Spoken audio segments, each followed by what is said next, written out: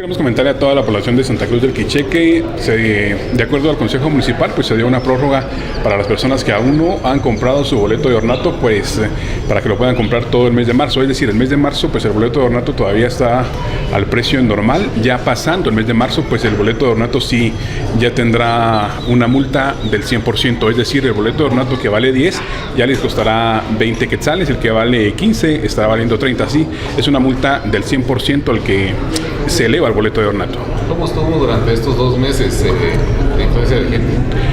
Pues sí fue bastante aceptable, pero recordemos que aún hacen falta personas por venir para comprar su boleto de ornato, así que la invitación es pues para las personas que no tienen todavía el boleto de ornato, que se acerquen a la Municipalidad de Santa Cruz del Quicheque, con mucho gusto pues se les estará extendiendo el boleto de ornato. ¿Cuáles son los precios del boleto de ornato?